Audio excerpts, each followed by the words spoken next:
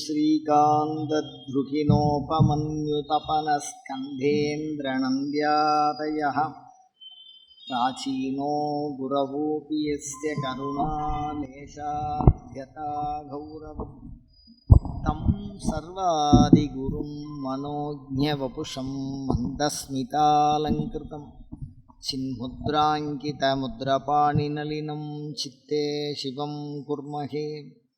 नमस्तदसे नमस्तदसस्पतये नमस्तकीनां पुरोकानां चक्षुषे நமோதிவே நமப்பிரதிவே நமः. எல்லாம் அல்ல இறைவனுடைய பெருங்கருணையினாலே 495வது வார வளமான வாழ்விற்கு வழிபாட்டு சிந்தனைகள் தொடர் சொற்பொழிவு நிகழ்ச்சியில்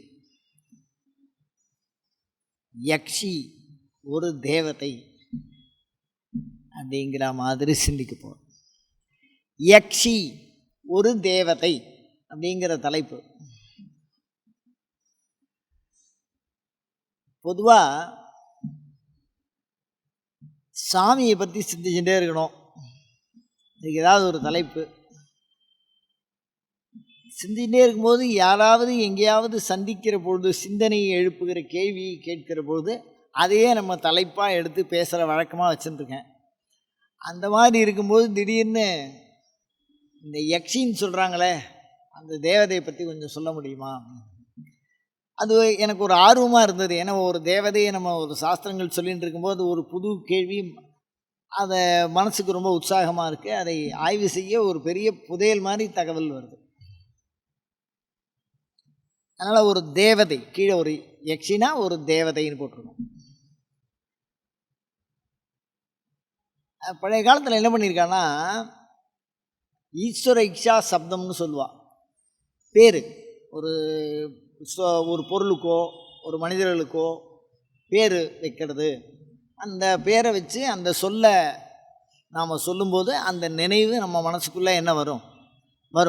அப்படி வரும்போது சொல்லும் பொருளும் என நடமாடும் துணைவருடன் புல்லும் சொல்லும் பொருளும் அப்படின்னு அந்த மாதிரி யக்ஷி அப்படிங்கிற சொல் எப்படி இருந்ததுன்னா எக் அபஸ்மாரேன்னு சொல்கிறோம். எக் அபஸ்மாரே அப்படின்னு ஒரு மூல வினைச்சொல் தாத்துன்னு சொல்கிறா. இப்போ நம்ம இந்த சொல்லுக்கு என்ன மீனிங் அப்படின்னா நம்ம டிக்ஷனரி பார்க்குற மாதிரி அது மாதிரி வடமொழியில் வினைச்சொல் அப்படிங்கிற ஒரு இதுக்கெல்லாம் ஒரு வரிசை வச்சுருக்கா. அந்த வரிசையில் எக் அபஸ்மாரே அது மாதிரி யக்ஷ பூஜாயாம் அப்படின்னு 2 பொருள்களில் இந்த சொல் பயன்படுத்தப்பட்டிருக்கிறது. அதுலேருந்து இந்த யக்ஷி யக்ஷ அப்படின்னு 2 வார்த்தை. இந்த யக்ஷன் அப்படின்னா அது ஆண்பால், யக்ஷி அப்படிங்கிறது பெண்பால் அப்படிங்கிற மாதிரி நாம் புரிஞ்சுக்கிறோம். சைவத்தை பற்றி பேசுகிற பொழுது இந்த யக்ஷன் அப்படிங்கிற சப்தம் கேட்டாலே யக்ஷர்களின் தலைவனாக குபேரன் சொல்லப்படுகிறான். யக்ஷர்களின் தலைவனாக குபேரன் சொல்லப்படுகிறான்.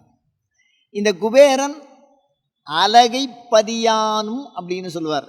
சிவபெருமானுக்கு 2 உறுதுணையான நண்பர்கள். அதில் ஒருத்தர் சுந்தரர், இன்னொருத்தர் இந்த குபேரன். நட்பு 2 பேரும். சிவபெருமானுக்கு மிகவும் நெருங்கிய தோழன் என்கிற முறையில் அலகைப்பதியான்னு அலகாபுரி அப்படிங்கிறது. இப்போ சிவன் எப்படி கைலாசில் இருக்கார், விஷ்ணு எப்படி வைகுண்டத்தில் இருக்கார், அந்த மாதிரி குபேரன் இருக்கிற இடத்துக்கு என்ன பேர்? அலகாபுரி. அதனால் அந்த அலகாபுரி அலகைப்பதி அப்படின்னு அவனுக்கு இன்னொரு பேர். இவன் ராவணனுக்கு ரொம்ப உறவு. இவன் அவங்ககிட்ட ஒரு விமானம் இருந்தது. இந்த விமானம்ங்கிற சொல் ரொம்ப ஆய்வுக்குரியது. காரணம் என்ன? 2000 வருடத்திற்கு முன்பு பறந்து செல்லுகிற விமானம் அவங்ககிட்ட இருந்ததாகவும் அது பூமியில் இறங்கி கொஞ்சம் தூரம் தேய்ச்சிட்டே வந்து அப்புறம் நின்னதாகவும் பாடல் வரிகளை பார்க்குற போது இன்றைய விமானம் அந்த காலத்தில் இருந்திருக்குமோன்னு தோன்றுறது. அவ்வளோ அழகாக அவங்ககிட்ட ஒரு விமானம் இருந்ததுன்னு சொல்கிறாங்க. அந்த யக்ஷர்களுக்கெல்லாம் தலைவன் யக்ஷ அப்படின்னு ஒரு இனம் இருந்ததாக சொல்லப்படுது. ஒரு இனம் கந்தர்வகா அப்படின்னு ஒரு இனம், கிண்ணற அப்படின்னு ஒரு இனம், ஆடு கோழி அப்படின்னு தனித்தனியாக இனம். அது மாதிரி தேவ இனத்தில் ஒன்று தான் இந்த யக்ஷ இனம் அப்படின்னு ஒரு இனம் இருந்ததா சொல்கிறோம். அந்த யக்ஷர் கூட்டத்தின் தலைவனாக யக்ஷபதின்னு சொல்கிறோம். அப்போ யக்ஷங்கிற வார்த்தையை நம்ம இப்படி புரிஞ்சுக்கிறோம் சைவத்தை சார்ந்து.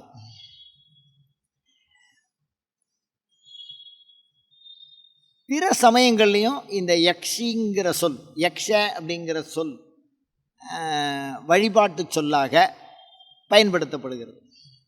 அதில் குறிப்பாக சொல்லணும்னா, எனக்கு வந்து முழுக்க தெரியல, புரிஞ்ச வரைக்கும் செவி வழி செய்திகள், அந்த விஷயம் தகவல் சேகரிக்கிறது, அதை வச்சு பார்க்கும்போது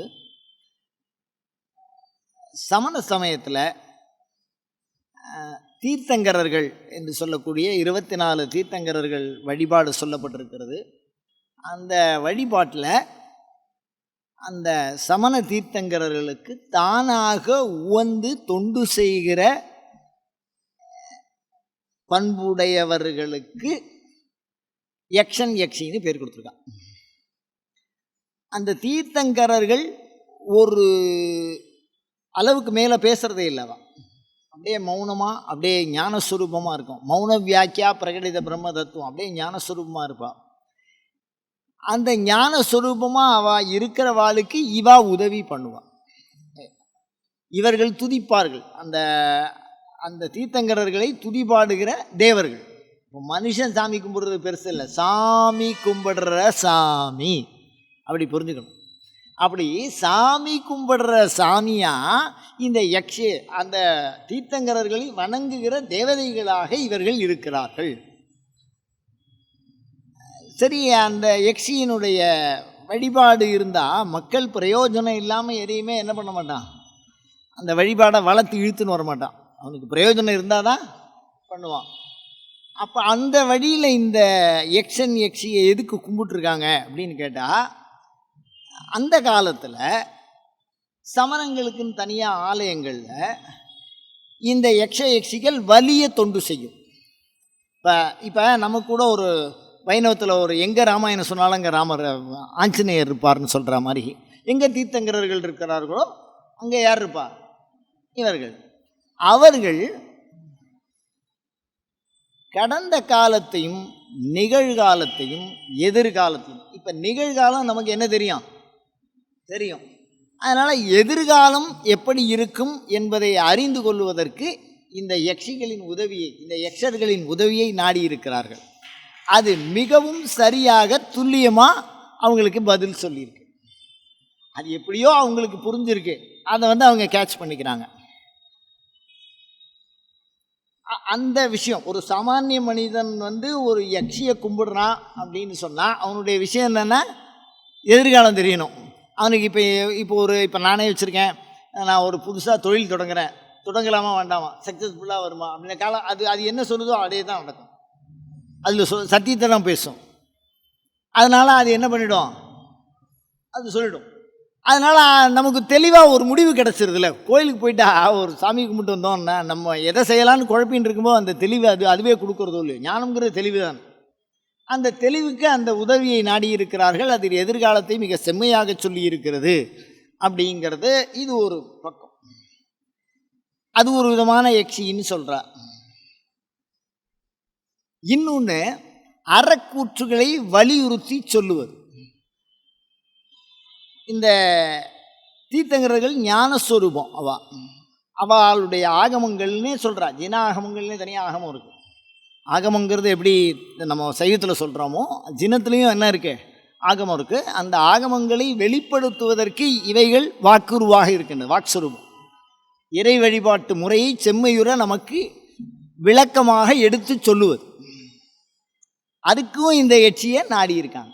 ஒரு இறைவனுடன் தொடர்பு கொள்ளுகிற முறை, உபாசகன் என்கிற சொல், அதனுடைய தோற்றுவாயை நம்ம பார்த்தோம்னா பெரும்பாலும் அது சமணத்துலேருந்து வர்றதுக்கு நிறையா வாய்ப்பு இருக்குது. ஏன்னா உபாசகன் அந்த வார்த்தையை சொல்கிறாங்க.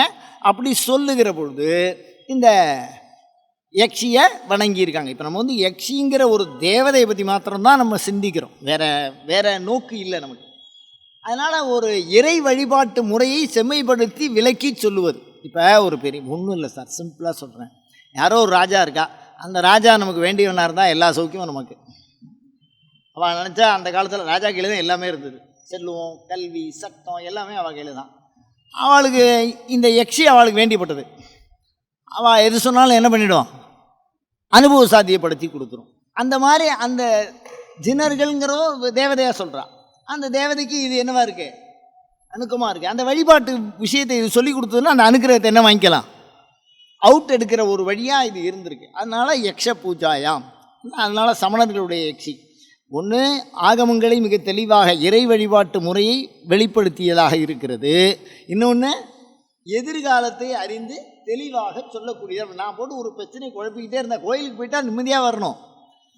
கோயிலுங்கிறது ஒரு பெரிய ஆற்றல். அது எப்படி இருக்குன்னா, நான் பசியோட ஹோட்டலுக்குள்ளே நுழைஞ்சி பசி நிவர்த்தி பட்டு ஏப்பம் விட்டு வெளில வரா மாதிரி இருக்கு.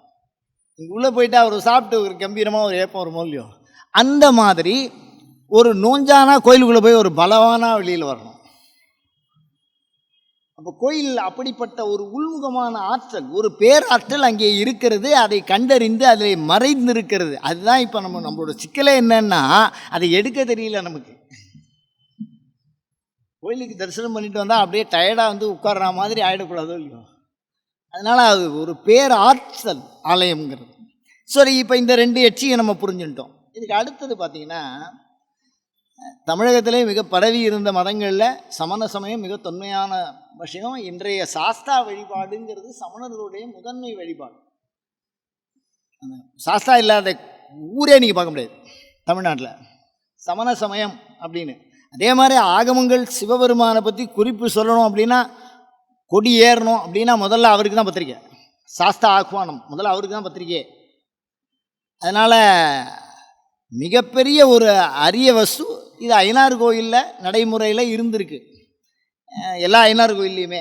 இந்த ஐனார் கோயில் 2 விதமான கோயில்களாக இருந்திருக்கு. அது எப்படி பேர் மாறித்து, எப்படி சைவம் பிற்காலத்தில் எப்படி அந்த வழிபாட்டு முறைகள் மாறுதுங்கிறதெல்லாம் நம்ம ஆய்வு பண்ணல. நம்ம சிந்திக்கிறது வெறும் யக்ஷியை பற்றி மாத்திரம். அதில் இந்த யக்ஷி நமக்கு தேவை என்ன, வழிபாட்டு முறை. அது ஈஸியாக நமக்கு எல்லாத்தையும் சாதிச்சு கொடுக்கும். தேவதை கூட ஒரு தொடர்பு வச்சுக்கிறதுக்கு உண்டான வழி நமக்கு சொல்லி கொடுத்தா அது முதல் விஷயம் தானே. அப்படி தானே? அரசனை பார்த்தா உங்களை எப்போதும் நான் பக்கத்திலே இருக்க மாதிரி எனக்கு ஒரு வழி சொல்லுங்க. ஒரு தேவதை பார்த்தா முதல்ல அதானே கேட்கணும். கேட்குறதுக்கு வழி சொல்லிட்டு போகலையோ. அதே மாதிரி எதிர்காலம் குழப்பின்றதுக்கு ஒரு தெளிவு. ஸோ அந்த மாதிரி யக்ஷிக்கு வேண்டப்பட்டிருக்கிறார். அடுத்தது பௌத்த மதத்தில் ஒரு யக்ஷி இருக்குது. அந்த யக்ஷினா அதாவது இந்த சாஸ்தா கோயில்களில் சாஸ்தாவினுடைய வடிவம் யக்ஷ வடிவம்னு சில பேர் சொல்கிறா. சமண சமயத்தில் அந்த கோயில் இருக்குது. அவர் வந்து அந்த இதில் யானையில் உட்காந்துருக்க மாதிரியே வடிவம் இருக்குது. சாட்டையெல்லாம் வச்சு நம்ம சாஸ்தா மாதிரியே இருக்கார் அவர். அந்த மாதிரி வடிவம் கோயில்களில் இருக்குது, சமண கோயில்கள்லேயே இருக்குது. காஞ்சிபுரம் பக்கத்தில் கோயில் இருக்குது, அந்த கோயிலெல்லாம் அந்த வடிவம் இருக்குது. ஏன்னா சில விஷயங்களை நம்ம நேரடியாக போய் பார்த்துட்டு பேச வேண்டியதாக இருக்குது. நிறையா பேர் அதை பின்பற்ற சிஷ்யபாவம் குருவரசரே யாரோ சொன்னான்னு அந்த பாவம் வந்தால் நமக்கு என்ன வரும், அதிகமாகிடும். அதனால் அதுக்கான சான்றுகளை வச்சுன்னு பேச வேண்டியதாக இருக்குது. அதனால் அந்த மாதிரி இருக்குது, நம்ம ஐனார் மாதிரியே இருக்கும். அதனால் நம்ம ஒரே மாதிரி இருக்குங்கிறதுனால இது அது அது இது அப்படின்னு சொல்லி கும்பிடுறவால குழப்பி விடக்கூடாது. இது வேறு அது வேறு. அதனால் இப்போ நம்ம யக்ஷியை பற்றி சிந்திக்கிறோம். இப்போ 2வது விஷயம், பௌத்தர்களும் இந்த யக்ஷிங்கிற சொல்லை பயன்படுத்தியிருக்கான், யக்ஷன்கிற சொல்லை பயன்படுத்தியிருக்கான். அவன் எப்படி பண்ணுவா அப்படின்னா, சூன்யவாதம்னு சொல்லுவோம். கடவுள் இல்லை என்கிற கொள்கையை உடையவர்கள் பௌத்தர்கள் அப்படின்னே ஒரு, நான் சொல்கிறது வந்து எனக்கு பௌத்த சமயம் சரியாக தெரியாது, யக்ஷியை மாத்திரம்தான் நம்ம எடுத்து பேசுகிறோம். அதில் எனக்கு எந்த அளவுக்கு தெரியுமோ அந்த அளவு மாத்திரம் நம்ம எடுத்துக்கிறோம். அதில் என்ன சொல்கிறாங்கன்னா சூன்யவாதம்னு சொல்லுவான். கடவுள் அப்படிங்கிற கான்செப்டே என்ன இல்லை. அப்போ அந்த சமயத்தில் தியானத்தில் என்ன முக்கியம் அப்படின்னா, புத்தர் என்ன சொல்கிறாரு, தியானம் பண்ணு தியானம் பண்ணு தியானம் பண்ணு தியானம் பண்ணு தியானம் பண்ணு. இப்போ ஜென் அப்படின்னு சொல்லுவோம். ஜென் அப்படின்னு ஒரு காருன்னு நம்ம நினச்சிட்டோம். ஏன்னா நம்ம வண்டி ஓட்டுறோம் அப்படி. புத்த மதத்தில் தியான் அதுதான் ஜென்னுன்னு மாறி இருக்கு. அருமையான ஞானி அவர். இப்போ யக்ஷியை பற்றி பேசுகிறதுனால நம்ம இதெல்லாம் சிந்திக்க வேண்டியதாக இருக்குது. அப்படி தியானம் பண்ணால் என்ன வரும், அவர் என்ன எதுக்காக இவ்வளோ கஷ்டப்பட்டு தியானம் பண்ணுற ஒரு கேள்வி கேட்கலாமோ இல்லையோ. பிரச்சனைக்காக தானே சாமி கும்பிட்றோம், என்ன பிரச்சனை தீரும், எல்லாத்தையும் விட்டுரு, பொண்டாட்டி புள்ள வீடு வாசல்லாம் விட்டுரு. மிகப்பெரிய ராஜா அவர், மனைவியை விட்டார், பையனை விட்டார், அரசு மக்கள் எல்லாத்தையும் திறந்து போய் என்னத்தை அடைஞ்சேன்னு கேட்பான்ல. அப்படிதானே? அவர் அழகாக சொன்னார், தியானம் பண்ணு தியானம் பண்ணு தியானம் பண்ணு, தியானத்துக்குள்ளே போயிட்டா அது என்ன பண்ணோன்னா போன பிறவிக்கு போயிடும். உள்ளுக்குள்ளே அப்படியே நீந்தி நீந்தி நீந்தி நீந்தி எங்கே போயிடும்? போன பிறவி போயிடும். அப்படி போன பிறவி ஞாபகம் நமக்கு வந்துருத்து அப்படின்னு சொன்னால், என் கொத்தனை நான் கண்டறிந்தேன். புத்த பகவான் முதல்ல ஞானம் வந்தவொன்னே சொன்ன வார்த்தை இது. என் கொத்தனை நான் கண்டறிந்தேன். என்னோடய ஸ்டார்டிங் எங்கேன்னு எனக்கு தெரியும், அதை என்ன பண்ணிடலாம்? கட் பண்ணிடலாம் அப்படின்னா. இப்போ என்ன ஆச்சுன்னா, பூர்வ ஜென்ம ஞாபகம் வந்துடுத்துன்னா மரணத்தை மனுஷன் ஜெயிச்சிருவான். அப்போ மரண பயம் அவருக்கு என்ன இல்லை. இது ஒரு பூர்வ ஜென்ம ஞானத்தை கொடுக்கும். இந்த எக்ஸி அப்படிங்கிறது பூர்வத்தில் என்ன நம்ம இருந்தோம், என்னவா இருந்தோம் அப்படிங்கிறதெல்லாம் நம்ம காப்பியங்களில் கூட இதுக்கான சான்று இருக்குது. பூர்வ ஜென்ம ஞாபகம் வந்தது அப்படின்லாம் அதில் சொல்லியிருக்கான். அந்த மாதிரி பௌத்த சமயத்தினுடைய ஒரு பிரிவு அது. அதில் பண்ணும்போது பூர்வ ஜென்மம் தியானத்தினால பூர்வ ஜென்ம ஞாபகம் வந்ததுனால மரணத்தை ஜெயிக்கிறோம். இன்னொன்று என்னன்னா, நாம் என்ன கஷ்டப்படுறோம் எல்லாத்துக்கும் பொறுப்பு நான்கிறார். நான் எல்லா தவறுக்கும் நானே பொறுப்பு. ஏன்னா கடவுள்னு ஒருத்தர் இல்லையே, அவர் பேரில் பழி போடுறது. அப்படிதான், தவறாக எடுத்துக்காதீங்க. தயவு பண்ணி உங்கள் பாதாரம் இருந்தவங்களை கேட்டுக்கிறேன். நான் எந்த நோக்கத்துலையும் சொல்லலை, யக்ஷிங்கிற வார்த்தையை வியாக்கியானம் பண்ணுறேன். அப்போ எல்லாத்துக்கும் பொறுப்பு யார்? நானே. அப்படி நான் பொறுப்பாகிற பொழுது என் துன்பம், அதன் காரணம், அதிலிருந்து விடுதலையின் காரணம் நான். நான் பாவம் பண்ணுறேன், துக்கம் வருது. நான் புண்ணியம் பண்ணுறேன், நான் சொர்க்கத்துக்கு போகிறேன். நான் பண்ணதுக்கு தான் நான் அனுபவிக்கிறேன். அப்போ பாவமாக இருக்கட்டும் புண்ணியமாக இருக்கட்டும் எல்லாம் என்னோட அதிகாரம். அப்போ என்னுடைய அதிகாரத்தில் நான் எதை செய்தால் விளங்குவேன், நான் எதை செய்தால் தெளிவாக இருப்பேன் அப்படின்னா, வண்டி ஆர்சி புக்கு மாதிரி நமக்குள்ளேயே இருக்கு பொழுது நான் எதை செய்தால் நான் விளங்கு, அவ்வளோதான். யார் வேணால் என்ன வேணால் பண்ணிட்டு போவோம். நான் என்னோட இண்டிவிஜுவல் தியானம். உங்கள் மனசுக்குள்ளே நீங்கள் தான் போக முடியும், வேறு யாரும் போக முடியாது. மனதிற்குள் செல்லுகின்ற ஒரு பயணம் தியானம். அந்த தியானம் அப்படிங்கிறது ஒரு லிமிட்டில் நம்மளோட ரெக்கார்ட், நம்மளுடைய உடம்பு, அதனுடைய வடிவம், அது இருக்க வேண்டிய காலம், அது வளர வேண்டிய பகுதி, அது அடைய வேண்டிய புகழ், அடைய வேண்டிய செல்வம், இருக்க வேண்டிய நாள், இறக்க வேண்டிய பகுதி அனைத்தும் நம் உடல். இது எல்லாமே அதில் இருக்கு. அது அப்படியே வெளிப்படுத்திடும். எது? இந்த யக்ஷி. இந்த யக்ஷி அது என்ன பண்ணும்? வெளிப்படுத்திடும். நான் என்ன செய்வேன், நான் என்ன பண்ணணும், எந்த சிக்கலாக இருக்கட்டும். யாராருக்கு என்னென்ன சிக்கல்னு தெரியாது. 700 கோடி மக்கள், 10,000 கோடி சிக்கல் சொல்ல முடியாது. எந்த சிக்கல் யாருக்கு இருக்குன்னு தெரியாது. அது எல்லா ரெக்கார்டும் யாருக்குள்ள இருக்க? அதுக்குள்ளேயே இருக்கு, நமக்குள்ளேயே இருக்க. அதை எடுத்து வெளியில் கொடுக்கும் இந்த யக்ஷி. அப்போ 2 விதம், பௌத்தர்கள் 2 விதம். பூர்வ ஜென்ம ஞாபகத்தை கொடுக்கறதுனால மரணத்து பேரில் உள்ள பயம் போச்சு. நான் என்ன பண்ணுவேன், நான் விளங்கணும். நீ எதுவாக வேணாலும் இருக்கலாம், நாம் செழிப்பாக சந்தோஷமாக வாழ்க்கையை நிம்மதியாக என்ன வாழணும் அப்படிங்கிற விஷயத்தை தெளிவாக வரையறுத்து கொடுக்கப்படுவது யாருன்னா நமக்குள்ளேயே இருக்குது. எல்லா ரெக்கார்டும் நம்ம எங்கேயுமே போக வேண்டாம், எல்லாமே நமக்குள்ளேயே என்ன வச்சுருக்கான். அது நீங்கள் எப்படி சொன்னாலும் சரி, பிரம்மா எழுதின லிபின்னு சொன்னாலும் சரி, இல்லை நான் வளர்த்துக்கிறேங்க, நாம் எப்படி வாழறோமோ அந்த மாதிரி வாழ்க்கையை மாற்றிக்கலாங்கிறான். அந்த அளவுக்குலாம் வசதி இருக்குது, உள்ளுக்குள்ளே இருக்குது. எல்லாம் தியானத்தினால் அடையலாம். நம்ம ஒரே நிமிஷம் அதை கடந்து போய்டுவோம். தியானம் தானே, இப்படி ஓரமாக தூண் பக்கமாக உட்காருவோம். கொஞ்ச நாள் தூங்கிட்டு தமாலில் முழிச்சுட்டு நான் அப்படி தான் தியானம் பண்ணியிருக்கேன். தயவு பண்ணி நான் யாரையும் சொல்லலை, நான் திருப்பி சொல்கிறேன். ஒரு சொல் நீங்கள் எப்படி உணர்கிறீர்களோ அதே அளவுக்கு தான் அது பொருள். உங்கள் இதயம், சொல் என்பது என் வாயிலே விழுந்து உங்கள் செவியிலே புலப்படுவது, பொருள் என்பது உங்கள் இதயத்தில் உணரப்படுவது. அதனால் நீங்கள் அதை நான் புரிஞ்சுக்க முடியும். அதுக்கு மேலே நான் எனக்கு தெரிஞ்ச தியானத்தை தானே நான் சொல்கிறேன். அவர் புத்தர் சொல்லியிருக்காரு இந்த தியானத்தை. அதனால் எல்லா ரெக்கார்டும் எதுவுள்ளே இருக்குது, நான் யாரையும் தேடி போகணுங்கிற அவசியம் இல்லை. எல்லாத்துக்கும் நான் ரெஸ்பான்சிபிலிட்டி, நானே முயற்சி பண்ணி எல்லாத்துலேயும் நான் விடுதலை அடைஞ்சிடுறேன். என்னுடைய விடுதலை என் கையில், என்னுடைய துன்பம் என் கையில், என்னுடைய வளர்ச்சி என் கையில், என்னுடைய வானளாவிய வாழ்க்கை என் கையில். அப்படி தானே? ஆமாம், இவ்வளோ அழகு.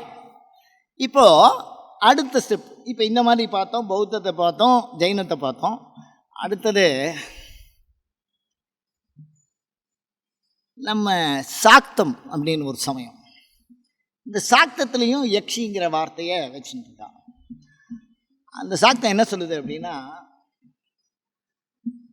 5 விதமான யக்ஷியை பற்றி குறிப்பிடுது சாக்தத்தில். பஞ்சயக்ஷி அப்படின்னா அந்த யக்ஷிக்கு பேரே பஞ்சயக்ஷின்னு.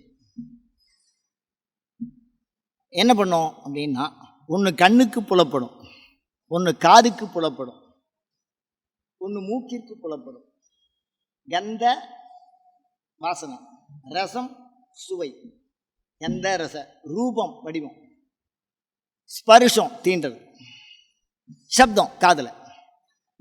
இந்த 5 புலன்களுக்கும் மெய் வாய் கண் மூக்கு செவி இவைகளினால் புலப்படாத, என்னது, இவைகளினால் மனிதன் முயன்று அடைய முடியாத, இவைகளினால் மனிதன் முயன்று அடைய முடியாத, அறிய முடியாத, நுகர முடியாத, ருசிக்க முடியாத அந்த பண்புடைய ஒன்றை அபிராமி பற்றி சொல்லும். சொல்ல என்ன வருத்தமாக இருக்கும். மொழிக்கும் நினைவுக்கும் எட்டாத, மொழியிலையும் வராது, உன் நினைவுக்குள்ளேயும் கொண்டு வர முடியாது, நின் திருமேனி. யார்? அம்பாளை சொல்கிறார். இப்போ மொழிக்கும் நினைவுக்கும் எட்டாத அந்த பண்பை மொழிக்கும் நினைவுக்கும் உட்படுத்துவது எதுவோ அது யக்ஷி. அதை என்ன சொல்கிறான் பாருங்க, பேர் வச்சிருக்கான் பாருங்க, ரொம்ப எவ்வளோ நுட்பம். கர்ண யக்ஷின்னு பேரான். என்னது? கர்ண யக்ஷி அப்படின்னா காதில் அந்த குரல் கேட்கும். அதுக்கெல்லாம் சார்ந்து இருக்கு. உலகெல்லாம்னு ஒரு குரல் கேட்டது அப்படிங்கிறான் சிவபெருமானே சொன்னார் அப்படின்னு. தில்லை வாழ் அந்தனர்தம் அடியார்க்கும் அடியேன் குரல் எங்கேருந்து வருது? பிரமாதமாக கேட்குற கர்ண யக்ஷி. அப்படி ஜம்முன்னு நம்ம காதில் விழற மாதிரி அவர் ஞானஸ்வரூபம் சிவபெருமான், அனைத்தும் கடந்த பொருள். ஆனால் நம் செவிக்கு புலப்படுகிறவன். தாத்தா 6 அடி உயரம், பேரன் 3 அடி உயரம், அவர் குனிஞ்சு பேசுகிறார். சொல்லுங்க, ஏன் குனிஞ்சு தான் பேசணும்? சாமி நம்மகிட்ட குனிஞ்சு பேசுகிறார். அந்த மாதிரி ஒரு எளிய பண்பு, சௌலபியம், கர்ண யக்ஷி. நம்ம சாதாரணமாக பேர் வச்சிருக்கான் பாருங்க, கர்ண யக்ஷி. கருணா இல்லை, கர்ணம்னா காது. கர்ண யக்ஷி. அது சொல்லிக்கிட்டே இருக்கும் காதில், அதில் அறிவிக்கும். அதுக்கு அடுத்தது பார்த்தீங்கன்னா குரலாக கேட்கும், குரலும் தெளிவாக கேட்கும். இந்த கர்ணயக்ஷியினுடைய உபாசனை இருந்தது அப்படின்னு சொன்னால் என்ன தெளிவில் சொல்கிறா அப்படின்னா, நீங்கள் நிகழ்காலத்தில் என்ன பண்ணிட்டீங்களோ அத்தனையும் சொல்லிட்டு இருக்கோம். அந்த மாதிரி இப்போ இந்த கண்கட்டு வித்தைன்னு பழைய காலத்தில் இருக்கான். இப்போ கூட ஒரு திரைப்படத்தில் ஒரு காமெடிக்காக அதை பண்ணியிருந்தாங்க. வாயிலேருந்து ரத்தம் வரும், அவன் கையில் பணம் வச்சுருக்கான் அப்படின்லாம் சொல்லுவோம். அது உண்மை. அது அந்த காலத்தில் உண்மையாக இருந்திருக்கு. இப்போ அது வழக்கத்தில் இல்லை. அந்த தேவதையை வச்சு விளையாடுற வழக்கு, சித்தி மாயம் காட்டுறதெல்லாம் இப்போ என்ன இல்லை. அதனால் கரெக்டாக உங்கள் பையில் எவ்வளோ பணம் இருக்குது, நீங்கள் எந்த ரயில்வே ஸ்டேஷனுக்கு இப்போ போகிறீங்க, இப்போ என்ன செஞ்சுட்டு இருக்கீங்க அப்படிங்கிறதெல்லாம் சொல்லுவோம். அந்த மாதிரி ஒரு வீட்டில் இருக்கிற அமைப்பெல்லாம் சொல்லுவோம். பீரோவில் இந்த விஷயம் வச்சுருக்கீங்கன்னு சொல்லுவோம். அந்த மாதிரிலாம் சொல்கிறாங்க. அதை ஒரு இனம் ஃபாலோ பண்ணதாக சொல்கிறாங்க. அதனால் கர்ண யக்ஷி. அடுத்தது பார்த்திங்கன்னா சுவை. அதாவது ஆயுர்வேதத்தில் சாப்பிட்ட உடனே யார் வெத்தலை பாக்கு போடுறாளோ, தயவு பண்ணி சொல்கிறேன், உங்கள் திருப்பாத கமலங்களை என் தலையில் வைத்து நான் சிந்திக்கிறேன், நான் யக்ஷி என்ற பெயரை சொல்லுகிறேன், சிவாச்சாரியார் வெத்தலை பாக்கு போட சொன்னார் அப்படின்னு நினச்சிடாதீங்க. சாப்பிட்ற சாப்பாடு செரிக்கிறதுக்காக, மற்ற இதர வஸ்துலாம் அதில் சேர்க்கப்படாது. அதெல்லாம் நான் பேர் சொல்ல விரும்பலை. எதுக்கு சொல்லணும், சில பேருக்கு பழக்கமாகவே இருக்கேன். இந்த தஞ்சாவூர் சைடெலாம் போனோம்னா சில பழக்கமாகவே இருக்கும். நான் குறிப்பாக ஊரை சொல்லலை, எல்லாருக்குள்ளேயுமே. அது ஏன்னா ஆயுர்வேதத்தில் தாம்பூல தாரணம்னே இருக்குது. தாம்பூல பூரித முக்கியமாக லலிதா சஹஸ்ரநாமத்தில் இருக்குது. அதனால் அதெல்லாம் ஆரோக்கியம் குறித்து ஈஸியாக செரிக்கிறதுக்காக தாம்பூல யக்ஷின்னு பேர். வெத்தலை பாக்க வாயில் போட்டுன்ட்டா அவன் சொல்கிற வாக்கெல்லாம் பலிக்கும். அவன் என்ன சொல்கிறானோ அதான். அந்த யக்ஷியை பாருங்க, வாயில் உணர்த்துது பாருங்க. அந்த வெத்தலை பாக்கு இல்லாமல் அவரால் குறி சொல்ல முடியாது. வெத்தலை பாக்கு இல்லாமல் குறி சொல்ல முடியாது. அந்த யக்ஷி பேர் வச்சுங்க, தாம்பூல யக்ஷி. எப்படி? நாக்கில் சொல்லும். கர்ண யக்ஷி காதில், அது குண்டலம் மாதிரி இருக்குமா, அந்த பெருசாக. அதை ஏதோ ஒன்று இந்த தங்கத்தில் பாவாடமும் அதுக்கு ஏதோ பேர் சொன்னாங்க, நான் மறந்துட்டேன். அது தொங்குமா இந்த காதை. அது அந்த ஒரு குரூப்பே இருந்துதான். அந்த மாதிரி விஷயத்தில் வந்து அது உட்காந்து பேசக்கூடிய ஆட்கள் அந்த காலத்தில் இருந்தாங்களாம். அந்த அதுலேயே உட்காந்து பேசுமா அந்த யக்ஷி, கர்ண யக்ஷியில் அந்த மாதிரிலாம் இருக்குது. இப்போ கர்ண யக்ஷி, தாம்பூல யக்ஷி பார்த்தோம். அடுத்தது பார்த்திங்கன்னா கண்ணில் புரியறது தீபயக்ஷின்னு சொல்லுவோம். கண்ணில் சொல்கிறதுக்கு பேர் என்ன? தீபயக்ஷி. நம்ம போய் விளக்க பார்த்தா வெறும் கண்ணை கூசும், வெறும் மஞ்சளாக ஒரு சுடர் தெரியும். ஆனால் அந்த மந்திரம், ஒரு குறிப்பிட்ட மந்திரத்தை சொல்லி அந்த தீபத்தை பார்த்தால் நம்ம டிவியில் கேமராவை செக் பண்ணுற மாதிரி தெரிஞ்சிடும். எல்லாம் அந்த தேவதையே தெரியும். அதை ஒரு 50 வருடங்களுக்கு முன்னால் அதை சோதித்தவர்கள் இருக்கிறார்கள். அவர்களுடன் பேசுகிற வாய்ப்பு எனக்கு கிடச்சிது. அப்போ என்னன்னா, இந்த தீபயட்சி உபாசனை பண்ணியிருக்கார் அவர். சும்மா 2 பேருமே நல்ல நெருங்கிய நண்பர்கள். அவரும் கோயிலில் வேலை செய்கிறவர், இவரும் கோயிலில் வேலை செய்கிறவர். சும்மா இந்த கதையெல்லாம் விடக்கூடாது. நான் வந்து விளக்கில் எனக்கு இந்த சாமி தெரியும், இந்த சாமி தெரியும். இப்போ நான் கோயிலில் என்ன வஸ்திரம் கட்டிட்டேன். அப்போ டிவிலாம் கிடையாது. நான் சொல்கிறது ஒரு 50 வருஷத்துக்கு முன்னாடி. இப்போ அவளாம் இறந்துட்டா. 50 வருஷத்துக்கு முன்னாடி. அப்போல்லாம் இந்த கேமரா அந்த வசதியெல்லாம் அங்கே இருந்த மாதிரி தெரியல. கோயில் உள்ள லைட்டை கொண்டு போகிறதுக்கே பயப்படுவோம் நம்ம. நீ பண்ணு, நான் ஜெபம் பண்ணி சொல்கிறேன் அப்படின்னா ஜெபம் பண்ணி, இந்த கலர் புடவை சாத்தியிருக்கேன், இந்த பூ சாத்தியிருக்கேன், அது மேலேருந்து கீழே விழுந்திருக்கு, இன்னும் நைவேத்தியம் பண்ணியிருக்கேங்கிறது வரைக்கும் சொல்லிட்டார். அதுதான் தீபயக்ஷி. அது உள்ளே வந்து நம்ம தீபம்னா வெறும் விளக்க பார்க்கறது இல்லை.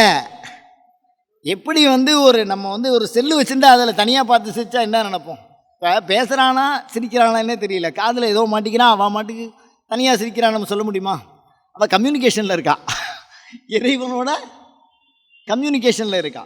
அந்த மாதிரி வேறு எந்த நோக்கத்துலையும் சொல்லலை, தெய்வ பண்ணி சொல்கிறேன், நான் யக்ஷியை பற்றி சொல்கிறேன். அதனால் தீபயக்ஷி. அப்போ கண் அப்படி தானே. அப்போ கர்ண யக்ஷி பார்த்தோம், தாம்பூல யக்ஷி பார்த்தோம், தீபயக்ஷி பார்த்தோம். இந்த மெய்க்கு கூஷ்மாண்டான்னு ஒரு யக்ஷியோட பேர் வச்சுருக்காங்க. நானும் இந்த டைரியை வச்சுருந்து மற்ற விஷயங்கள்லாம் பொருத்தி பார்த்தேன். அது கூட எந்த விஷயமுமே ஒத்தே வரமாட்டேங்குது. பூசணிக்காவுக்கும் யக்ஷிக்கும் என்ன சம்பந்தம் அப்படின்னு. அதுக்கப்புறம் ஒரு கேரளா அன்பர் இருந்தார். அவர் ஒரு அற்புதமான தகவல் சொன்னார். அது ஒரு செவி வழி தகவல். நான் ஒன்றும் தனியாலாம் பண்ண முடியாது. யாரோ சொன்னதெல்லாம் கேட்டு தொகுத்து தான் இங்கே வந்து ஒப்பிக்கிறேன். நீங்கள் உடனே தயாரிப்பு அப்படிலாம் கிடையாது, தொகுப்பு. அங்கே வந்தது இங்கே வந்ததெல்லாம் சொந்தம் எதுவும் இல்லை. அவர் சொன்னார், யக்ஷிக்கு வந்து தங்கத்து பேரில் ஒரு விருப்பம். அவர் வந்து யக்ஷியை பற்றி ஒரு 5 குணம் சொன்னார். அது செருக்குடையதாக இருக்குமா. நான் தான் எல்லாம் அப்படின்னு அடுத்த சாமி கும்பிட்டா செய்யக்கூடிய பண்பு அதுக்கு இருக்காது. ஒரு கொஞ்சம் செருக்கோடு இருக்கும். தேவதையை தான் பூஜிக்கும். நான் சொல்கிறது ஒன்றே யட்சின்னு இப்போ தானே சொன்னீங்க, பௌத்த மதத்தில் கும்பிடுன்னு சொன்னீங்க. இங்கே செருக்காக இருக்கு. இது வேறு யட்சி, அது வேறு யட்சி. எதையும் போட்டு குழப்பிக்கக்கூடாது. யட்சியை பற்றி நம்ம ஆரம்பிக்கிறோம், அந்த தேவதையை பற்றி பேசுகிறோம். அது செருக்கோடு இருக்கும் அப்படின்னு சொல்கிறார். எப்போவுமே ஆணவ மலத்தோடு இருக்குமா. அது அழகோடு இருக்கும் அப்படின்னு சொல்கிறார். அழகாக இருக்குமா யட்சி. அது இளமையோடு இருக்கும் அப்படின்னு சொல்கிறார். என்னது? செருக்கு, அழகு, இளமை. அது ஆற்றலோடு இருக்கும், எல்லாம் வல்லது, அதுக்கு எல்லாமே செய்ய முடியுமா, ஆற்றலோடு இருக்கும். அதுக்கடுத்து ஞானத்தோடு இருக்கும். அந்த மாதிரி ஒரு பண்பு அந்த யட்சிக்கு. அப்படி இருக்கும்போது அது உபாசகனோட நேரடியாக பேசுமா. அப்போ மெய் கொண்டு பேசும். மெய் கொண்டு பேசும்னா எப்படி பேசும் அப்படின்னா, அந்த உபாசகன் யாரை நேசிக்கிறானோ, அம்மா மாதிரி வரலாம், மனைவி மாதிரி, பிற உறவினர்கள் மாதிரி, இல்லை அவன் யாருக்கு பயப்படுவானோ அந்த மாதிரி ஒரு பெண் வடிவத்தில் அது எடுத்துக்குமா.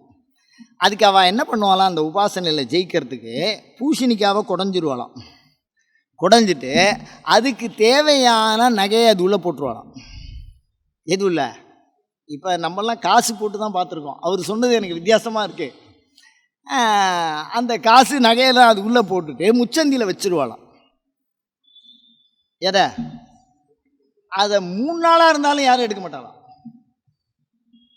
அந்த மாதிரி அந்த பூசணிக்காவை பார்த்துட்டா எல்லாம் ஓரமாக போய்ட்டு வரலாம். அவ்வளோ பாடாக படுத்துமா அது. அவர் சொன்ன கதை பாருங்க. ஒரு செவி வழி செய்தியை சும்மா விட்டுற முடியாது நம்ம. அது ஒரு தகவல். மலையாளத்தில் அந்த அனுகிரக முறையில் கண்ணை கட்டின்ட்டு பார்ப்பாளாம். அவன் கருப்பு துணியால் கண்ணை கட்டிடுவாளாம். கண்ணை கட்டிட்டா இந்தந்த இது அது பேர் என்ன நகை போட்டுட்டு வரா அப்படின்னே அவன் சொல்லுவான். அந்த கேட்குறவன் குருநாதர் உட்காந்து ஜெபம் பண்ணுவார், சிஷ்யன் தான் குறி சொல்லணும் அந்த கேட்குறவன். அதே அந்த பூசணிக்காயில் என்ன நகை போட்டோமோ அதையே போட்டு வந்துடுமா. அதில் என்ன நகை போட்டோமோ அதே மாதிரி போட்டு வந்துடுவோம். நம்ம ஆள் ஒரு ஆள் சாதாரணமாக இங்கேருந்து அங்கே போயிருக்காரு, ஏதோ வேலை நிமித்தமாக போயிருக்கார். தெருவில் பூசணிக்காய் இருந்தோன்னே உள்ளூர்காரன் பேய்க்கு பயப்படுவான், வெளியூர்காரன் தண்ணிக்கு பயப்படுவாங்கிற மாதிரி இவர் உள்ளே போனோன்னே பூசணிக்காவை எடுத்து பார்த்துருக்காரு. உள்ளே தங்கமாக இருந்திருக்கு. நல்ல வேலை சுற்றியும் முற்றியும் பார்த்தார், யாரையும் பார்க்கல. வண்டி எடுத்துன்னு ஊருக்கு வந்துட்டாரான். வண்டி ஏறி அவர் ஒரு வருஷம் அதில் கிட்டத்தட்ட ஒரு பெரிய அளவுக்கு நகை இருந்தது போல இருக்கு, உடஞ்சிட்டு. இதை ஒரு வருஷத்தில் எல்லாத்தையும் அவர் என்ஜாய் பண்ணிட்டாராம். அவர் கதை இப்போ அவர் வந்து எவ்வளோ தூரம் அதில் நுட்பமாக இருக்குது பாருங்கள். அவர் துணியை போட்டால் மாத்திரம் அது எரியிற மாதிரி இருக்கும். அவர் சாப்பாட்டில் ஒண்டி முடி வந்து விழுவான். அவ்வளோ அது பாடாப்படுத்துமா ஒரு குறிப்பிட்ட காலம் வந்தோன்னே. அதுக்கப்புறம் இவன் எங்கேயும் தூக்கினோன்ட்டான், இந்த சொத்து தீர்ற வரைக்கும் நான் எங்கே இருப்பேன், இங்கே இருப்பேன் அப்படின்னு. அப்போ இதுலேருந்து என்ன தெரியுது அப்படின்னா, மெய்யோடு தொடர்புடையது அந்த எச்சிங்கிற தேவதை. அதுக்கப்புறம் அவரை மன்னிப்பு கேட்டு அவருக்கு அது கோயில் கட்டி நான் இவ்வளவு காலம் வரைக்கும் இருக்கேன்னு சொல்லி அதுக்கப்புறம் அவரே அது கூட பழகி இத்தனை வருஷத்துக்கு அதெல்லாம் இல்லைடா நான் கிளம்புறேன், நீ வேணா நான் அங்கே வந்து பார்த்துக்கோ, இல்லை வருஷத்துக்கு ஒரு தடவை நான் இங்கே வரேன் அப்படின்லாம் வாக்கு கொடுக்குமா. வருஷத்துக்கு ஒரு தடவை நான் இங்கே வரேன்னா அந்த நாளில் அங்கே வந்துடுமா, சரியாக சொல்லுமா வாக்கு. அது மாதிரி ஒரு தகவல். அதனால் கூஷ்மாண்டான்னு அவளுக்கு பேர். அது வந்து நகை வழியாக வழிபடப்படுகிறவள். அதனால் உபாசன வழியில் பேர் கொடுத்துட்டான். உபாசனை என்னென்ன மெய் வடிவத்தில்னு கொடுக்காம மெயிலை தரித்து கொண்டிருக்கிற அணிகலன் வடிவத்தில். இது ஒரு விஷயம். இப்போ கூஷ்மாண்ட யக்ஷி, இப்போ இது என்னது மெய்யோடு தொடர்புடையது. இப்போ என்னென்ன பார்த்தோம், காதால் கேட்கறது கர்ண யக்ஷி, கண்ணால் பார்க்குறது தீப யக்ஷி, வாயால் நம்ம சிந்திக்கிறது என்ன தாம்பூல யக்ஷி. மெய் மெய், வாய், கண், மூக்கு. அந்த கந்த யக்ஷின்ட்டு ஒரு யக்ஷி இருக்கான். அது வந்து நறுமணம் சூழ்ந்த மனம். அது வரும்போது அந்த மனம் நமக்கு புலப்படுமா. அந்த இடத்துல அதுக்கு உண்டான எந்த வஸ்துவும் இருக்காதான். எந்த வஸ்து அது என்ன வஸ்துவை கொண்டு வருதோ அந்த வஸ்துவுடைய பொருளை வச்சு எல்லா குறியும் சொல்லணும். நம்ம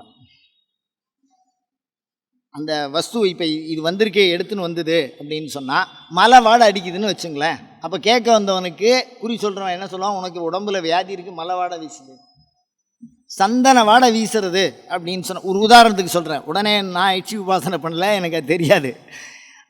சொன்ன கருத்துக்கெல்லாம் நான் பதிவு பண்ணுறேன். அதில் வந்து சந்தன வாடை வீசுறது அப்படின்னா அவன் கல்யாணம் பண்ணிக்க போகிறான், அவனுக்கு விரைவில் அவனுக்கு என்ன நடக்க போகிறது, அந்த மாதிரி வாசனையை வச்சுக்க சொல்லுவாளாம்.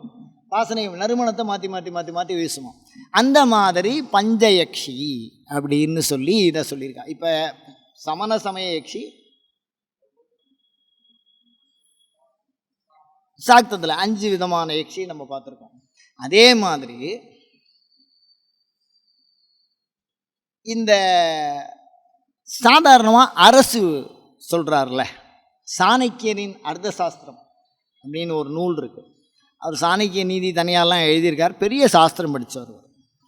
அந்த மாதிரி அர்த்த சாஸ்திர நூல்களில் ராஜாவுக்குன்னு ஒரு நிதி இருக்குதுன்னு சொல்கிறான். அந்த அரசு நிதியை சம்பாதிச்சு அதில் வரக்கூடிய வருமானம் இது வேறு. இப்போ நான் சொல்கிறது அடுத்த எச்சி. இது உடனே இதையும் அதையும் போட்டு என்ன பண்ணிக்கூடாது, குழப்பிக்கக்கூடாது.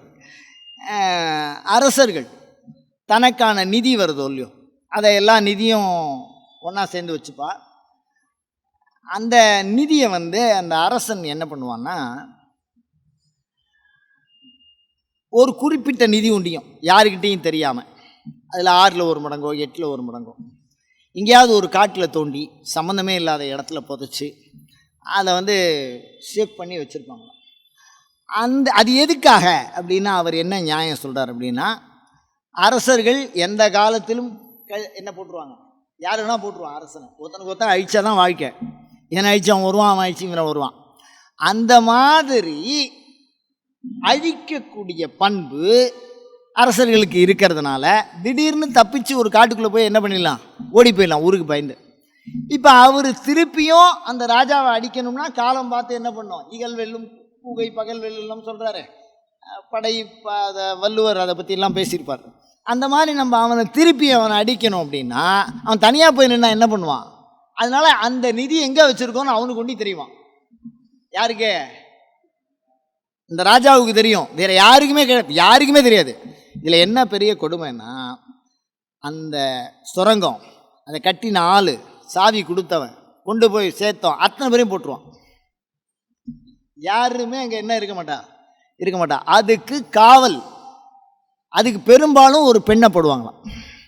அதுதான் புதையலை காட்டுற எச்சி. பிற்காலத்தில் ஒரு 18ஆம் நூற்றாண்டில் அது ரொம்ப விரிவாக பேசப்பட்டதாக சொல்கிறான். அது எனக்கு புதையலை காட்டுறேன் அந்த மாதிரி ஒரு செல்வத்தை அது காமிச்சு கொடுக்கும். அது எடுக்காதுன்னு சொல்கிறான். அந்த எச்சி அந்த புதையலை காக்கும். கிணறு வெட்ட பூதம் கிளம்பித்து, அதை பற்றிலாம் நிறைய கதைகள், புத்த ஜாதக கதைகள், அதை பற்றிலாம் நிறைய குறிப்புகள் இருக்குது. நம்ம சிந்திச்சு பார்க்கறதுக்கு, அவன் திருப்பி படைபலத்தை ஏற்றிக்கிறதுக்கு அவன் கையில் இருக்கிற காசை கொடுத்து தான் 4 பேரை சேர்க்கணும், திருப்பி அவன் எதுக்கு அடிக்கணும். அப்போ அந்த மாதிரி ஒரு யக்ஷி அது ஒரு வஞ்சனை முறையிலே ஒரு அந்த பரித்தியாகம் பண்ணி, வீரர்களை பரித்தியாகம் பண்ணி அது அந்த புதையலை காப்பாற்றி வரக்கூடிய யக்ஷி அப்படின்னு ஒரு வழிபாட்டு முறை. அரசர்கள் எங்கே இருந்தாலும் இதை பண்ணியிருக்கா. இதில் இன்னொரு பெரிய விஷயம், அந்த ராஜா இந்த மாதிரி வச்சுருக்கான்னு தெரிஞ்சு எல்லா ராஜாவுக்கும் தெரியும்ல. அதில் சில ராஜா போர்க்களத்தில் இறந்துருவான். அந்த நகை என்ன ஆகிடும், அப்படியே இருக்கும். அதை கண்டுபிடிக்கிறதுக்கு வடக்குலேருந்து லகுலீச பாசுபத சைவர்கள்னு ஒரு சைவர்கள் இருந்திருக்கிறார், ஒரு பிரிவு, மகா சைவர்கள்னு. அந்த சைவர்கள் அந்த மன்னனுடைய துணி இறப்பதற்கு என்று இடம், அவன் இறந்த இடம் அதை அப்படியே ஸ்கொயர் பண்ணிவிடுவான். இருந்த இடம் அதை ஸ்கொயர் பண்ணி அதில் தியானத்தை பண்ணி அவன் எங்கே வச்சுருக்காங்கிறத கண்டுபிடிச்சுவான். அந்த மன்னருடைய கத்தி அதெல்லாம் அவள் பயன்படுத்திப்பான். யார், அந்த சாமியார். இந்த சமயம் பிற்காலத்தில் அழிஞ்சு போச்சுன்னு சொல்கிறான். அந்த சமயத்தை பற்றின ஒரே ஒரு குறிக்கோள், ராஜராஜ சோழனுடைய தாத்தான்னு நினைக்கிறேன், தாத்தாவோ கொல்லு தாத்தாவோ, வேலூர் பக்கத்தில் இருக்குது, ராணிப்பேட்டைன்னு நினைக்கிறேன், அது பக்கத்தில் அந்த சாமி இருக்குது. அந்த இடத்துல இந்த ராஜாவுக்குன்னு ஒரு அவன் இறந்த இடத்துல கட்டியிருக்காங்க. அவனை அங்கே தான் கொல்லப்பட்டிருக்காரு. அது மேலேயே அதை கட்டியிருப்பான், இந்த சமாதி மேலேயே அதை கட்டியிருப்பான். அதுக்கு இந்த சமயத்தை சார்ந்த சைவர்கள் பூசணை குருக்களாக இருப்பார். நார்மலாக உள்ளவன் அதுக்கு என்ன பண்ண மாட்டான், இயற்கையால் வரக்கூடிய பூஜை. இந்த பூஜை நடக்கிற இடத்துல பக்கத்தில் ஒரு சிவன் கோயில் இருக்குமா. அதெல்லாம் ரொம்ப சில கல்வெட்டுகள் நம்ம படிக்கும்போது, அதில் உள்ள தகவல்களை படிக்கும்போது அது ஒரு பெரிய என்ன பெரிய விஷயம்னு பார்த்துங்க. தஞ்சாவூர் எங்கே இருக்குது, ராணிப்பேட்டை எங்கே இருக்குது.